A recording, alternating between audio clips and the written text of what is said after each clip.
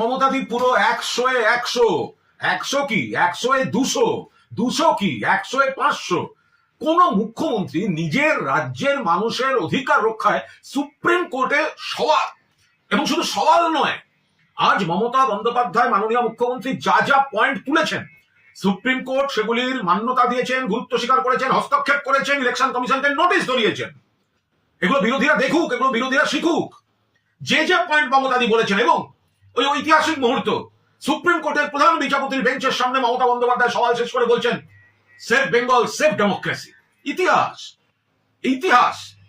যে কটা পয়েন্ট আজ কি করেছেন supreme court, notice issue.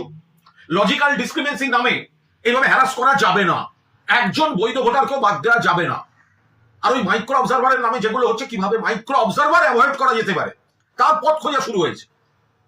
Mamata Bandyopadhyay তার দিকে যারা আইনজীবী ছিলেন তাদের বাইরেও নতুন পয়েন্ট যেভাবে দাপটের সঙ্গে আদালতকে পূর্ণ সম্মান দিয়ে এক্সপ্লেন করেছেন, এবং তিনি যে ঝড় তুলেছিলেন তাতে নাজেহাল লাগছিল ইলেকশন কমিশনের আইনজীবীদের। টাইম চাইলেন শেষে।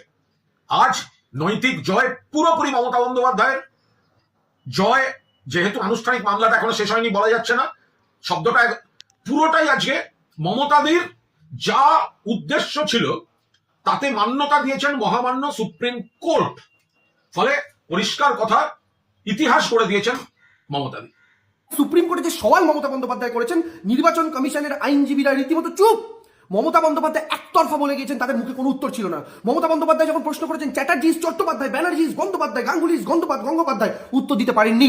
মমতা বন্দ্যোপাধ্যায় যখন একটা চন্দ্রবিন্দুর বানানের ভুলের জন্য ডেকে পাঠানোর প্রশ্ন করছেন, তখন নির্বাচনের আইন কমিশনের আইনজীবী কত বড় মিথ্যাবাদী, তারা দাঁড়িয়ে দাঁড়িয়ে সুপ্রিম কোর্টে বলছেন we don't know their grievance, আমরা তো তাদের গ্রিভেন্স জানি না। তো বাবু, তোমাদের এই গ্রিভেন্স জানানোর জন্যই মমতা বন্দ্যোপাধ্যায় ছটা চিঠি লিখেছেন জ্ঞানেশ কুমারকে। তোমাদের মাস্টার জ্ঞানেশ কুমার, তার মাস্টার নরেন্দ্র মোদীর নির্দেশে কেন কোনো উত্তর দেয়নি সেই ছটা চিঠি? ওই ছটা চিঠিতেই তো গ্রিভেন্স উল্লেখ করা ছিল। আমাদের মুখ্যমন্ত্রী, বাংলার জননেত্রী মমতা বন্দ্যোপাধ্যায়, অভিষেক বন্দ্যোপাধ্যায় তৃণমূল কংগ্রেসের সর্বভারতীয় সাধারণ সম্পাদক, তিনি জ্ঞানেশ কুমারের সঙ্গে মিটিং করতে গেছেন, তিনি এই প্রবলেমগুলোর কথা বলেছেন। মমতা বন্দ্যোপাধ্যায় গতকাল জ্ঞানেশ কুমারের সঙ্গে মিটিং করতে গেছেন, এই প্রবলেমগুলোর কথা বলতে গেছেন। তখন কেন শোনোনি প্রবলেমগুলো? তখন তো তারা এই গ্রিভেন্সগুলো জানাতেই গেছিল। আজকে তাহলে সুপ্রিম কোর্টে দাঁড়িয়ে বলতে হতো যে আমরা কোনো গ্রিভেন্সের কথা জানি না। চূড়ান্ত মিথ্যেবাদী নির্বাচন কমিশন, চূড়ান্ত মিথ্যেবাদী নির্বাচন কমিশনের আইনজীবী। আজকে সেটা সুপ্রিম কোর্টে দাঁড়িয়ে স্পষ্ট হয়ে গেল, তারা কোনো উত্তর দিতে পারলো না। অনেকে যারা বলেন মমতা বন্দ্যোপাধ্যায় এই কথাগুলো বলছেন, মমতা বন্দ্যোপাধ্যায় কেন এগুলো আদালতে গিয়ে বলছেন না? রাজ্য সরকার কেন আদালতে যাচ্ছে না? শুধু রাজ্য সরকার আদালতে যায়নি, শুধু তৃণমূল কংগ্রেস আদালতে যাননি, একজন মানুষ হিসাবে, রাজ্যের অভিভাবক হিসাবে স্বয়ং মমতা বন্দ্যোপাধ্যায় আদালতে গেলেন এবং নির্বাচন কমিশনের আইনজীবীদের চুপ করিয়ে রেখে দিলেন।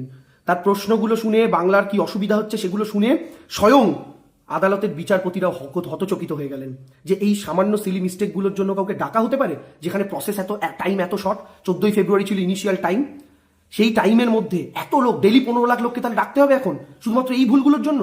আর এইটা করতে থাকলে তো জেনুইন ভাবেই সত্যি সত্যি যারা ইলিগাল ভোটার তাদের ধরতেই পারবেন না আপনি।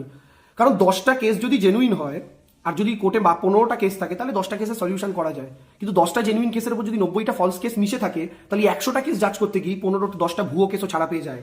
এটা হচ্ছে নিয়ম, আর নির্বাচন কমিশন সেটাই করছে, করে আলটিমেটলি রাষ্ট্রপতি শাসনের দিকে বাংলাকে নিয়ে যেতে চাইছে।